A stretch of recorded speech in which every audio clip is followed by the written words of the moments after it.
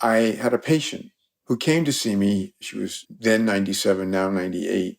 And she was stunning in terms of being so humorous and, captivating and intact. She was, oil painting and doing jigsaw puzzles and rummy cube every week.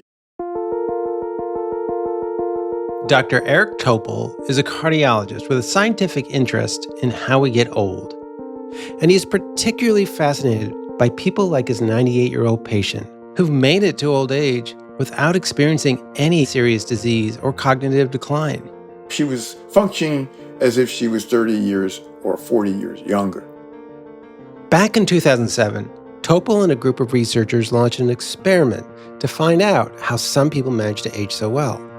They recruited 1,400 people from ages 80 to 105 who had never had a chronic illness.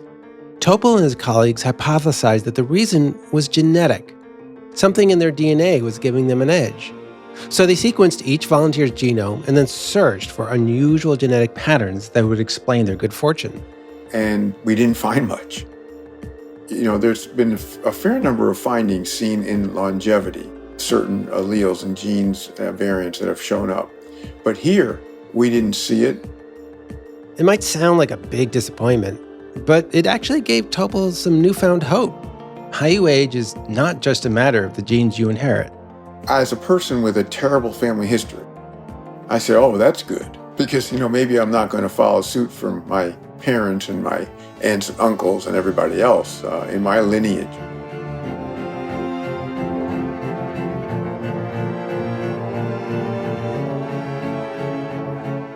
We've spent most of this season exploring the scientific research on aging. There have been impressive breakthroughs, and there's still many mysteries left to solve. But it's important to remember that there's a lot we already know. There are tons of studies about what enhances our health as we age. And as it happens, there is one person who has read and evaluated thousands of them and put the results in a book. That person is Dr. Eric Topol, and the book is Super Agers, an evidence-based approach to longevity, which came out in May of 2025. I've known Topol for 15 years and interviewed him many times. As the founder and director of the Scripps Research Translational Institute, Topol tracks the biggest innovations in medicine. He's published over 1,200 peer-reviewed articles and is among the top 10 most cited researchers in medicine. So, who better to talk about the here and now of aging? Because this book is so fresh and there's so much ground to cover, we're breaking format a bit here, devoting the whole episode to one conversation. I'm Carl Zimmer, and on this episode of The World As You'll Know It, I talk with Eric Topol about how we can all become super agers. To write his book, Topol looked at everything from diet to medical testing. The result is an expert's guide on the most effective ways to improve our odds of staying healthy when we get old. Not just the big three of diet, exercise, and sleep, but there's many other layers of data. And there's many other details within the top three that people aren't familiar with, that I even wasn't familiar with until I got deep into it. So let's talk about those big three you mentioned. Everybody's heard about exercise. Yeah, go get some exercise. What's coming to light about the biology of exercise? One thing I would say is the epigenetic clock, the methylation clock. The only thing that's definitively changed that favorably has been exercise. We talked about the epigenetic clock back in our episode on biohacking. It's a blood test that measures how fast we're aging. Studies have shown that exercise slows the clock down. But there's a lot more research showing that we live longer if we exercise. Topol writes about a study that followed over 500,000 people for 10 years. People who walked briskly for 7.5 hours a week lived an average of 4.5 years longer than people who did not. There appears to be like a dose response, but still even limited exercise is helpful. 1 minute of exercise is 5 minutes of healthy aging. That's a pretty good investment, 5x, right? Now, it might be a slight exaggeration, but you know what? There's something to that. So the exercise story is the dominant one for evidence. It's extraordinary because whether it's looking at hand grip or resistance training or aerobic or all the above, Any way you look at it, exercise is promoting healthy aging. How much exercise should we aim for? Yeah, well, it turns out the 5 days of aerobic activity, 30 minutes, whether that's walking or bicycling, treadmill, all these things that will get your heart rate up for 30 minutes, that's great. And then 2 to 3 days of resistance training. You might just think of resistance training as a good way to build muscle, but Topol says that it also seems to promote healthy aging. In a 2022 study, scientists found that 60 minutes of resistance training a week was associated with a lower risk of death from any cause. Resistance training has also been linked with better sleep, higher bone density, and a lower risk of cancer, all of which can contribute to healthier aging. Now, is there such a thing as too much exercise? I don't know that we have any solid footing for saying we should go extreme. There's really no good reason to do that, and there's more injuries and potentially adverse effects. If you're really into extreme exercise, we don't know if that's really giving you extra benefit. We don't know that. You mentioned grip strength. Why would grip strength matter? Does that mean we should all be squeezing stress balls all the time or something? What's the story? Well, grip strength is kind of a reflection of muscle mass in your upper body, not just in the hand, but the correlation there is, extraordinary. And so it wouldn't hurt to have stress balls or other things to get extra strength there. But I don't know that you want to fixate just on your hand grip. Another surprising predictor of health? How much you sit. In the book, Topol cites a study that followed nearly 500,000 people for 13 years. It showed that people who mostly sat at work had a 17% increased risk of mortality. I thought it was, not real. But the more I got into it, I said, it really makes a difference from the data that you're not sitting for more than an hour. Getting up frequently is really important. I think we had not realized that, and I was a skeptic. Let's shift now to diet. Would you say that there's a particular headline about diet in what you talk about in the book? Yeah, I'd say, big issues there. Number one, what's a really good, healthy diet, which has been ambiguous for a long time. Topol says it's getting less ambiguous thanks to a number of new studies. One of them came out in March of 2025. Scientists followed over 100,000 people in the United States for 30 years. The researchers looked at how the participants were doing when they reached 70. They wanted to know how many of them were experiencing healthy aging. That meant no chronic conditions, memory largely intact, able to do basic physical tasks like carry groceries. Only a fraction of people made the cut, just 9%. But what did those 9% have in common? For one thing, they shared a pretty similar diet. They ate basically fruits and vegetables, plant-based diet predominantly, a Mediterranean diet with seafood and a lot of nuts and legumes and whole grains. It is the diet that is best backed up, and I review all those diet studies in the book. Topol is skeptical of diets that claim that you can fight aging by boosting your intake of a particular nutrient, like protein, which is a focus of many current diets. Topol warns that too much protein can cause health problems, just like not enough of it. If anything, the data suggests that could be toxic and promote atherosclerosis and other pro-inflammatory, particularly if you're getting protein sources from animals. So you're concluding that these high-protein diets are questionable or maybe should be avoided. There are other diets too, keto diets, raw food diets. Is there any particular one that you think really stands out? None of them have data to support health outcomes. I mean, there's exceptions, like a keto diet has helped people that have intractable seizures. Okay, that's an exception. It's being studied to see whether it could help people in cancer. But overall, none of these diets, including intermittent fasting, have been associated with these types of health outcomes across the age-related diseases. You're focusing people on something like the Mediterranean diet with a lot of fruits and vegetables? Yeah, exactly. Seafood's good. Red meat should be kept low, if at all. And if you stick to that type of diet and avoid ultra-processed foods, you're in really good shape. Ultra-processed foods include things like soda, potato chips, and sugary breakfast cereals. They're the items at the supermarket with a long list of ingredients on their label, stuff like hydrogenated oils and high fructose corn syrup and artificial flavors. They're not the sort of foods you can make at home. Each of us can do something about it by reading labels. And if it has a label, maybe that's not a good sign to start with. But if those things are in the label that you don't recognize, that are not in your kitchen, well, that's a problem. In his book, Topol writes that diets heavy on ultra-processed foods are linked to a range of chronic diseases. They can lead to a 40% higher risk of type 2 diabetes and a 66% elevated risk of cardiovascular death. One study showed that eating a quarter serving or more per day of ultra-processed red meats, things like hot dogs and bacon, is associated with a 13% higher risk of dementia. 70% of our diet in the United States is ultra-processed food. It's the highest in the world. 70%, you said? 70%. Wow. American diet. And it's higher in children, by the way. So it's pro-inflammatory body-wide. It promotes dementia, cardiovascular, diabetes, cancers. I mean, we have to do something about this. Topol hopes that ultra-processed foods will ultimately be treated the way cigarettes are now, with regulations and labeling to advertise their toxic effects and reduce their use. For now, he urges people to eat as few ultra-processed foods as possible.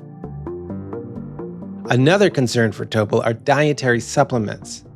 He writes that there's very little evidence that those who follow a healthy diet get any added benefit from vitamins or supplements like vitamin D, vitamin C, fish oil, and many others. He also cautions against off-label use of drugs like rapamycin or metformin, which have slowed aging in mouse studies, but haven't been thoroughly tested in humans.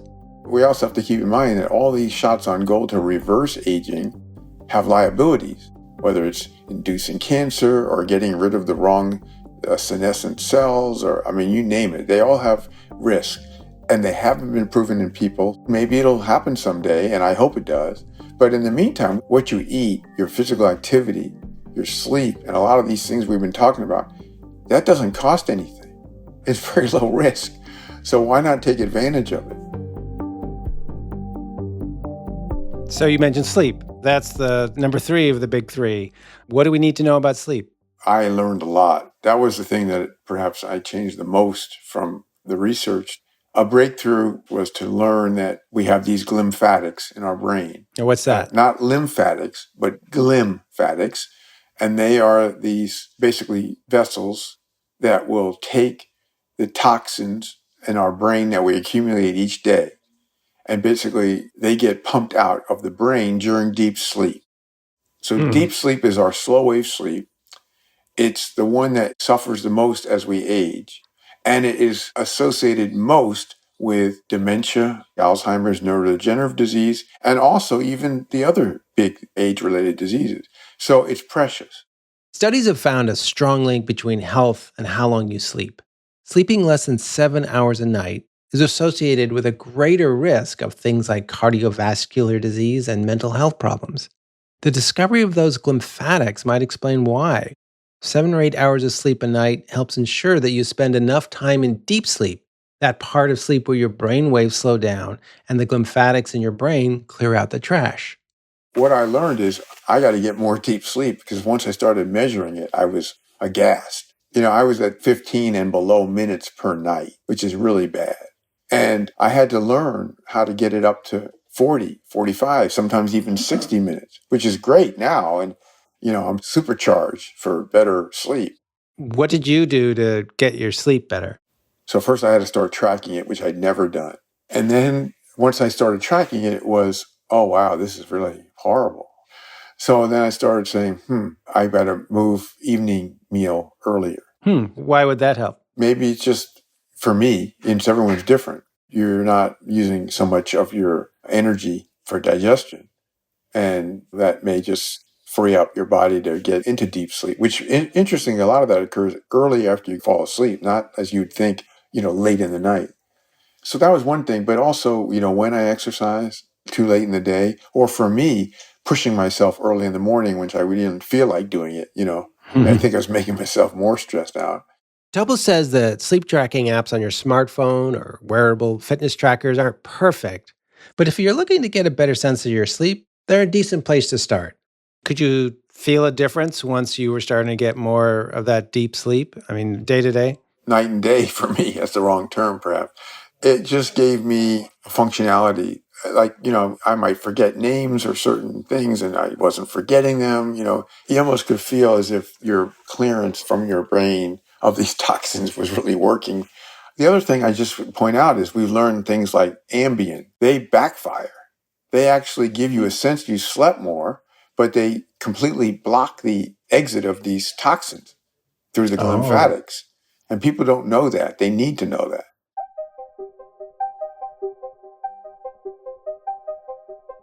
Another big concern as we get older is about our cognition, whether we're just going through a cognitive decline or, there's always the fear of dementia. What do you think are some things that we could be doing to minimize the risk of that decline? Generally, we don't have any good data for these brain activities, doing various puzzles and Sudoku and things like that. Sudoku, and then these apps that, stimulate your Mm-hmm. brain. And we don't have great data that is promoting Okay. your brain health. Doing a mental workout might not prevent cognitive decline, but Topol says that doing a physical workout could help. Exercise is perhaps the most important thing you could do to avoid mild cognitive impairment. It does reduce tendency towards neuroinflammation.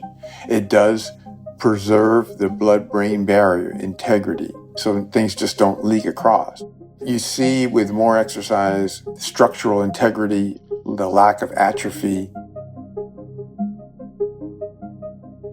Along with exercise, another simple intervention could have a huge impact on our cognition in old age: hearing aids. That connection is only just coming to light. In 2023, researchers at Johns Hopkins studied 1,000 people between the ages of 70 and 84, tracking their cognition over 3 years. Some of the volunteers were physically healthy. Others had medical conditions that are linked to a greater risk of cognitive decline, like high blood pressure and diabetes. One group of people got hearing aids. At the end of the study, the researchers looked at how well they did compared to people without hearing aids. Among the healthy people, there wasn't any difference over 3 years. But among the people with risk factors, the difference was stark. The people in the high-risk group who got hearing aids saw a huge reduction in their cognitive decline. The likely explanation there is that auditory stimulation is important to keep that brain activated. People who have a hearing loss, and they should be screened for that as they get older, they really could benefit. I mean, that's something these days you can do pretty inexpensively over the counter. So, yeah, it's a big deal. Fewer than 1 in 3 people who could benefit from hearing aids have used them. For younger adults, the figure drops to 1 in 6.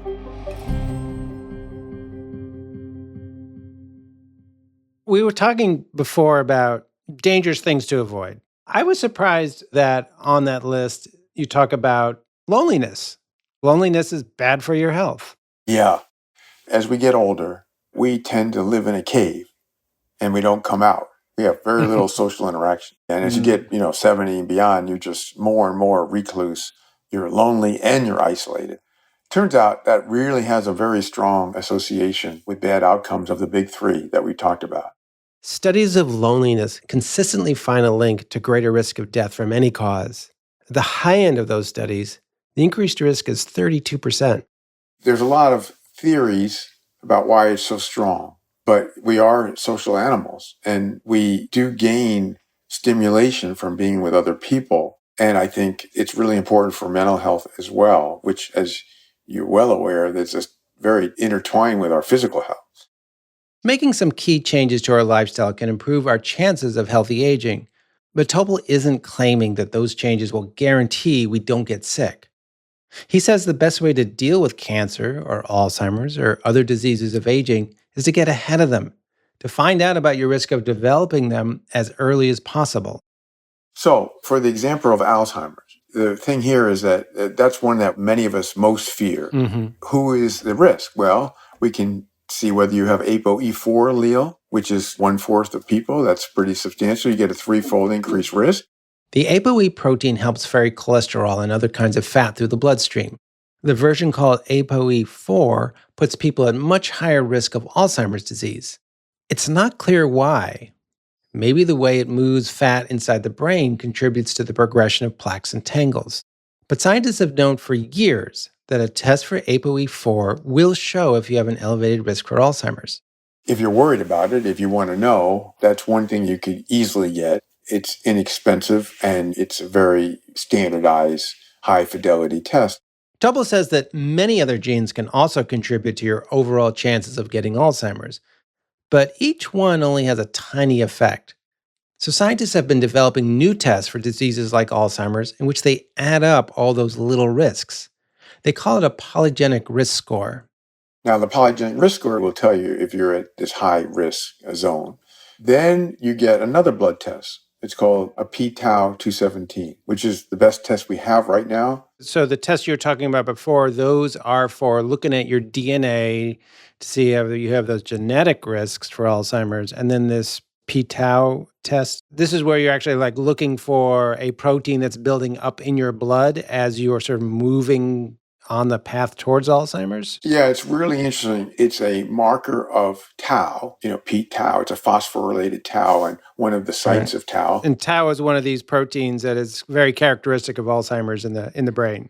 And this is the one, this site is the one that is most discriminative. It shows up the earliest. So if you have ApoE4, family history, polygenic risk score, then if you want to know more, you can get this p-tau 217 test. Now, once you have that, if it's high and it's concordant with the others, then you know you're high risk.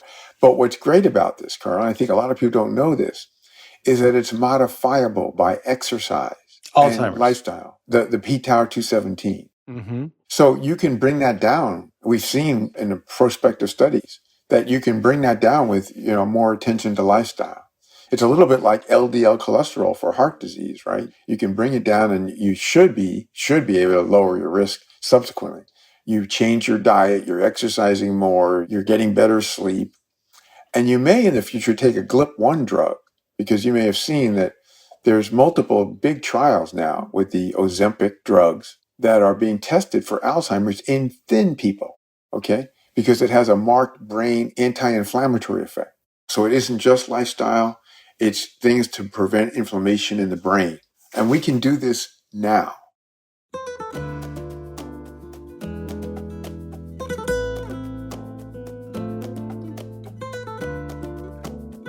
Yeah, I know that for a long time, you have really been a champion of bringing this kind of information to patients so that people can know about their own health, their own bodies, to have that data, as opposed to, doctors just sort of holding on to it.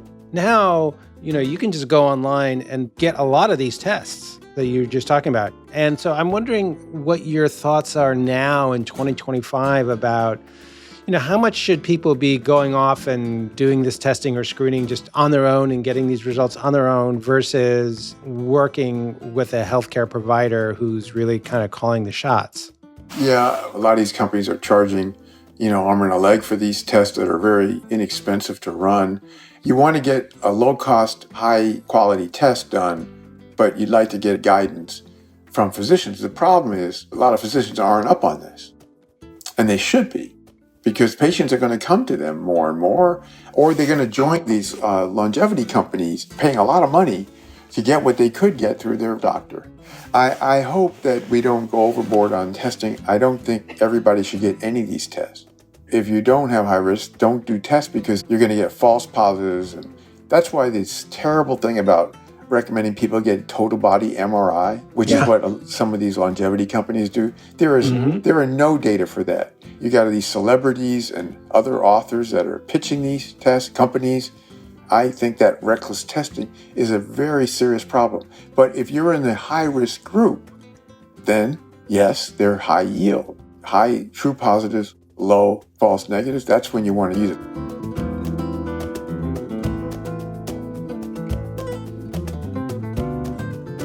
Topol is convinced that people can increase their chances of healthy aging by taking control of their own health. But they can't do everything on their own. Healthcare systems are going to have to change too to make better use of tests. Another system-wide change that Topol says we need? Cutting down on pollution. In its book, Topol singles out air pollution and microplastics as especially dire threats to healthy aging.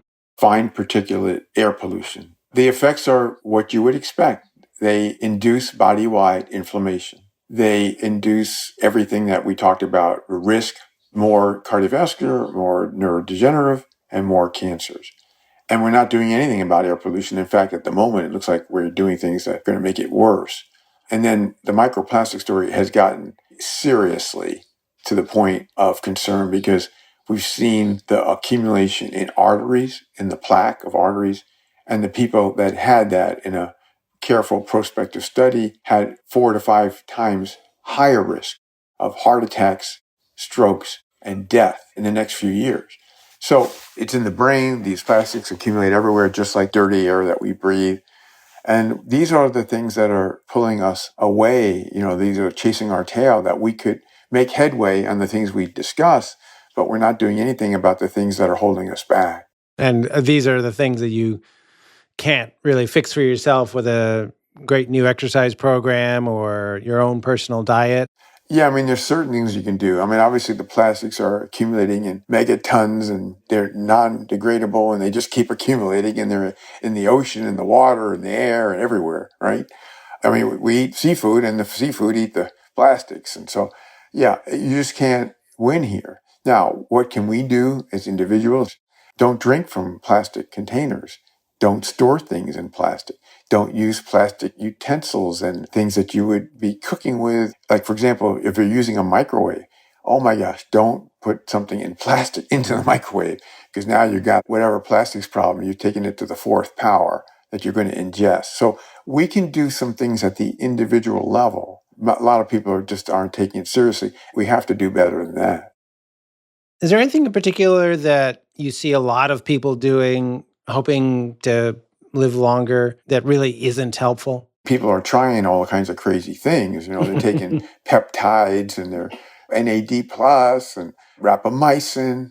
These are things that are unproven in people. We don't have a scintilla of data in humans that they improve health span. But we do have data that you take rapamycin, that you suppress your immune system. So no, I'm not into that. I'm not into taking metformin without better data. The NAD plus supplement and all these other supplements are bad with respect to any body of data. And my differentiating feature for truth is if somebody says they're a longevity researcher and if they're hawking a supplement, that's it. It's over.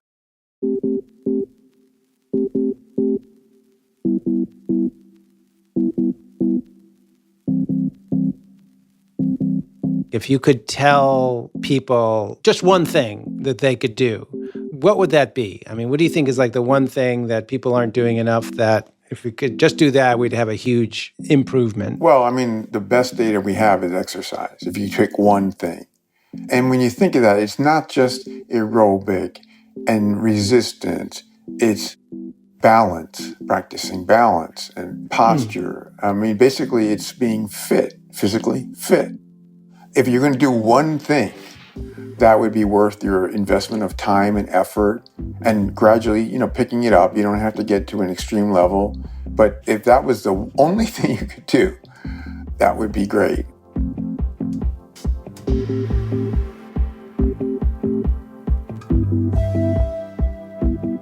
You can learn much more about evidence-backed healthy aging in Topol's book, Super Agers. In the meantime, we asked some of the other experts we've talked to this season about what they're doing for their health, given that they study aging for a living. They're all doing something a little different. I try to do more of the boring stuff.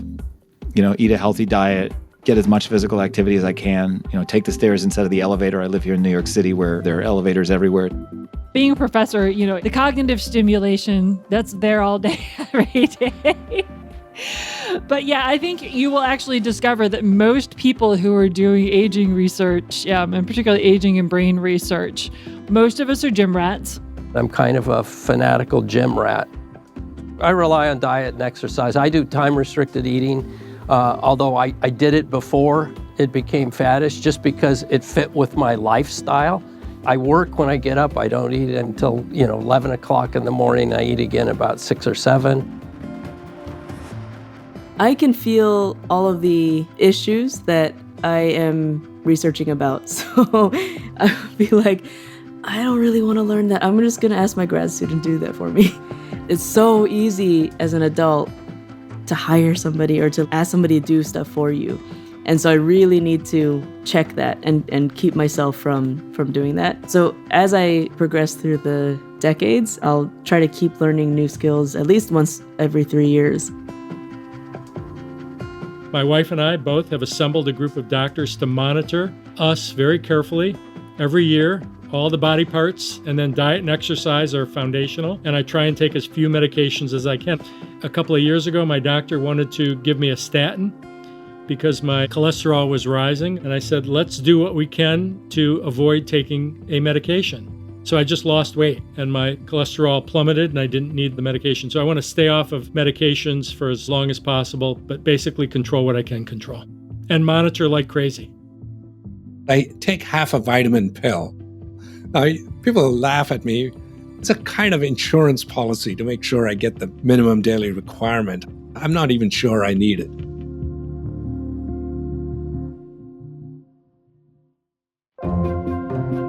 On the final episode of The World as You'll Know It, The Future of Aging.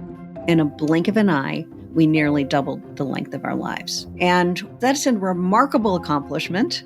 It really should go down in the list of the greatest human advances ever. And it's also among the greatest challenges. I'm 59. What economics tells me is I have to behave differently from my father at 59 or my grandfather at 59.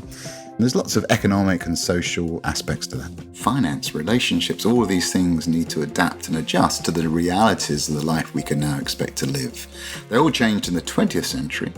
They just need to change again in the 21st.